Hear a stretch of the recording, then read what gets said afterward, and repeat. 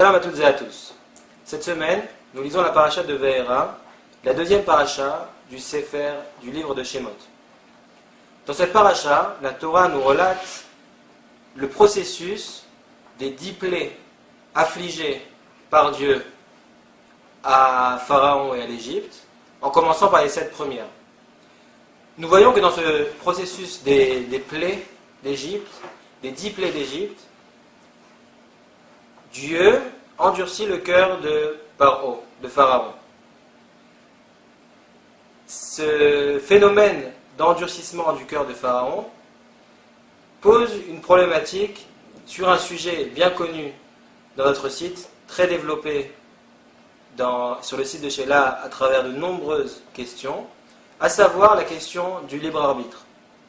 Comment se fait-ce que Dieu ait pu, a priori, ôter le libre arbitre de Pharaon? Le libre arbitre dans la Torah, dans le judaïsme, est une notion qui est une notion très très importante, du fait que sans le libre arbitre, il ne peut pas y avoir de récompense à celui qui fait les mitzvot ou de punition à celui qui les enfreignerait. Le libre arbitre suppose que l'homme est libre de manière totale de ses actions, qu'elles soient bonnes ou moins bonnes.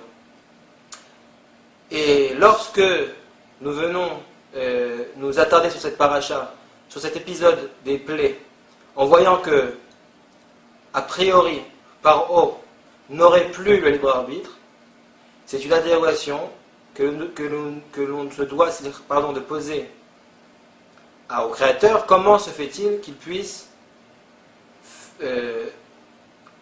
retirer à une créature vivante, à un homme plus exactement, cette notion-là, cette faculté-là d'être libre de ses choix? Beaucoup d'explications ont été données à ce sujet. Je voudrais en rappeler 2 qui me paraissent principales, qui me paraissent justes de mentionner ici. La première est celle du Rambam, dans son livre des lois de Tchouva, au Pérec 6, dans lequel il dit la chose suivante. Effectivement, Dieu a retiré le libre arbitre de Pharaon. Mais pourquoi a-t-il fait cela? C'est un cas particulier, un cas exceptionnel dans lequel Pharaon avait de plein gré décidé lui-même de s'endurcir le cœur, comme on le voit dans les premières plaies. De ce fait, Dieu lui a donné une punition et lui a retiré, à partir de ce moment-là, le libre arbitre, même s'il voulait décider de laisser sortir le peuple juif d'Égypte, il ne le pouvait pas, et il a reçu cela en guise de punition sur ses mauvaises actions, sur ses mauvaises décisions au début du processus des 10 plaies. C'est l'explication du Rambam. Donc selon le Rambam, effectivement, l'homme ne peut en aucun cas être considéré comme ne pas avoir de libre arbitre, mais là il y avait un cas exceptionnel où Dieu a décidé délibérément, lui aussi, de lui retirer, en guise de punition. La deuxième explication, qui est complètement le contraire, est l'explication du Rabbi Ovadia Sforno, qui nous dit la chose suivante. Je pense que cette explication-là est beaucoup plus profonde. Mettez-vous à la place de Paro. Vous voyez Moshe qui arrive de nulle part, commence à faire des petits miracles, il transforme un bâton en serpent. Bon, c'est sage, ça va aussi faire la même chose. Mais après, il commence, au fur et à mesure, à impressionner Pharaon et l'Égypte. Au début, le Nil qui était considéré comme la divinité suprême d'Égypte, se change en sang et donc ne peut plus subvenir aux besoins naturels des Égyptiens.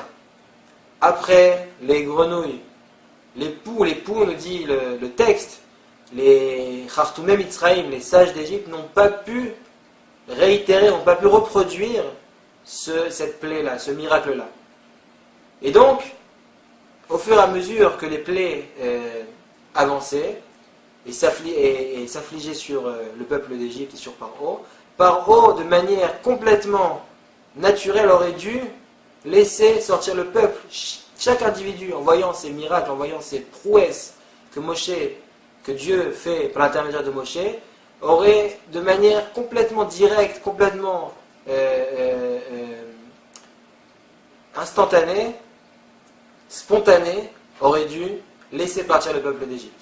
Et donc, nous dit Rabbi Ovadia Sforno, le fait que Dieu ait endurci le cœur, c'est justement pour lui renforcer son libre arbitre, pour qu'il puisse juger de manière complètement libre, pour qu'il puisse prendre des décisions complètement libres, sans se faire impressionner de manière totale par ces miracles.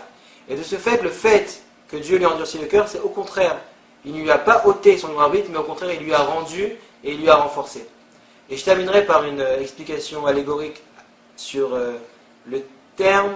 Il y a deux termes deux termes sont employés pour désigner le fait que Dieu ait endurci le cœur de Paro. Le premier, c'est les chazek, qui voudrait dire endurcir. Et le deuxième, renforcer. Et le deuxième, c'est les achbid. On voit d'ailleurs, à un moment donné, le texte nous dit qu'aved lève Paro. Le cœur de Paro est lourd, le cœur de Paro est dur. Et l'explication que j'ai entendue, qui est la suivante. Kaved en hébreu, c'est le foie. Ça veut dire lourd, ça veut dire dur, ça veut dire aussi le foie. Et lève, c'est le cœur. Pour les passionnés de cuisine, nous savons que lorsque l'on cuit le foie, il durcit. Alors que lorsque l'on cuit le cœur, au contraire, il se ramifie. Il devient plus tendre. Il s'attendrit. Et donc, nous dit le texte, le cœur de Paro s'est transformé en foie. Dieu tapait son cœur, Dieu frappait son cœur, le cuisait d'une certaine façon, et il se comportait, non pas comme un cœur où il devait devenir plus doux, plus tendre, mais au contraire, il devenait comme un foie où il s'endurcissait. Shalom Uvracha.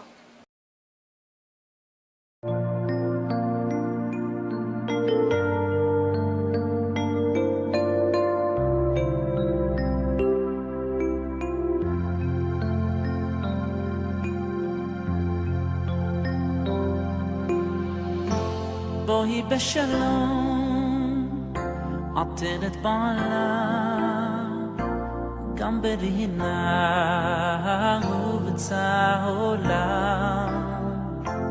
תוך אמונה לים סגולה.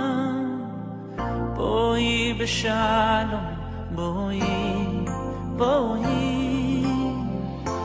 בואי בשלום, עטרת בעלה,